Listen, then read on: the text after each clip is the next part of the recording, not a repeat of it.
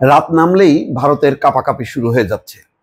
সর্বশেষ যে খবর তারা দিয়েছে, আনন্দবাজার পত্রিকায় উঠেছে যে অন্ধকার নামতেই পাকিস্তানের গোলাবর্ষণ উরি এবং পুঞ্চে, জম্মু বিমানবন্দরে সাইরেন, ব্ল্যাকআউট হরিয়ানাতেও।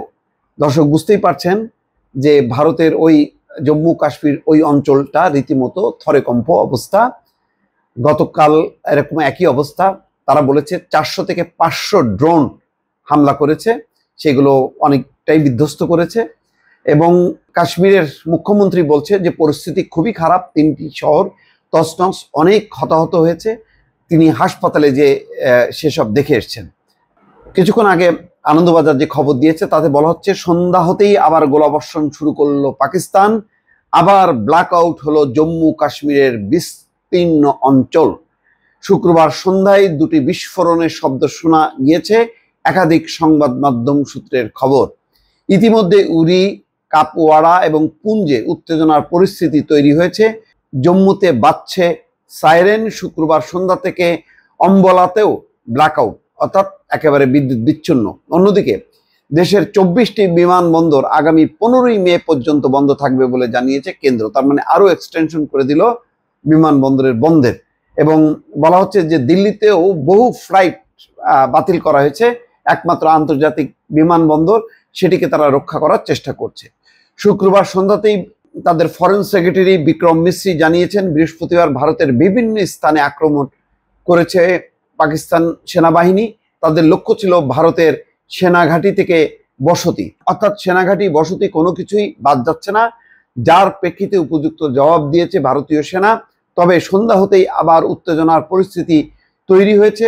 জম্মু কাশ্মীরের মুখ্যমন্ত্রী ওমর আবদুল্লাহ স্বয়ং জানাচ্ছেন বিস্ফোরণের শব্দ শোনা যাচ্ছে। সামাজিক যোগাযোগ মাধ্যম ফেসবুকে তিনি লেখেন, এখন জম্মুতে ব্ল্যাকআউট, শহর জুড়ে সাইরেনের শব্দ শোনা যাচ্ছে। সেই সঙ্গে অন্ধকারাচ্ছন্ন আকাশের একটি ছবি দিয়েছেন ওমর, যেখানে তারার মতন ফুটছে, অর্থাৎ গোলাবর্ষণ চলছে, সেই ছবিটাও দিয়েছেন।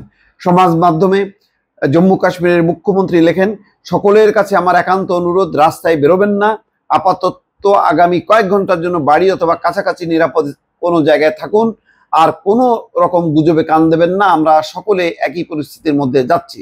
বিভিন্ন সংবাদ মাধ্যমে প্রকাশ, শ্রীনগরেও লাগাতার সাইরেন শোনা যাচ্ছে, একই সঙ্গে ভারী শব্দ ভেসে আসছে সীমান্ত এলাকা থেকে। আপাতত ওই এলাকাগুলো রাস্তাঘাট শুনশান, নিরাপত্তা। বিভিন্ন সংবাদ মাধ্যমে প্রকাশ, শ্রীনগরেও লাগাতার সাইরেন শোনা যাচ্ছে, একই সঙ্গে ভারী শব্দ ভেসে আসছে সীমান্ত এলাকা থেকে।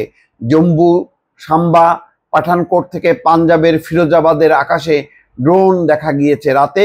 ওই অঞ্চলগুলোতে পরপর বিস্ফোরণের শব্দ শোনা গিয়েছে বলে জানিয়েছেন স্থানীয়রা। হরিয়ানার অম্বলাতেও পুরোপুরি ব্ল্যাকআউট করে দেওয়া হয়েছে। চণ্ডীগড়ে দোকান রেস্তোরাঁ বন্ধ করে দেওয়ার নির্দেশ দেওয়া হয়েছে। যদিও ওষুধের দোকান এবং নিত্য প্রয়োজনীয় জিনিস বিক্রি হয়, এমন কিছু দোকান খোলার অনুমতি দিয়েছে প্রশাসন।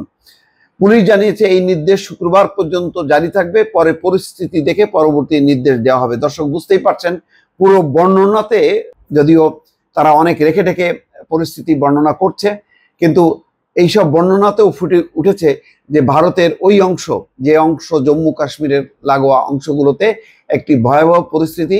সারাক্ষণ সাইরেন বাজছে এবং সমস্ত অন্ধকারাচ্ছন্ন পরিস্থিতি, বিস্ফোরণের শব্দ শোনা যাচ্ছে, রাতে তারাবাতির মতন মনে হচ্ছে, যেন সেগুলো দেখে মনে হচ্ছে যে কোনো বাজি ফুটছে, কিন্তু আসলে সেগুলো হচ্ছে গোলার শব্দ বা গোলার চিহ্ন, যেগুলি ছোড়া হচ্ছে পাকিস্তান অঞ্চল থেকে, সীমান্ত অঞ্চল থেকে ছুটে আসছে ভারতের ভেতরে।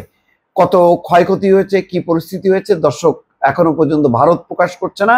তবে কিছু কিছু সংবাদ মাধ্যম যেটি বলছে পরিস্থিতি ভয়াবহ। দর্শক আপাতত এই পরিস্থিতি, আরো পরিস্থিতির যদি আপডেট থাকে দর্শক আপনাদের সামনে আবার হাজির হব। ততক্ষণে ভালো থাকবেন, আল্লাহ হাফেজ।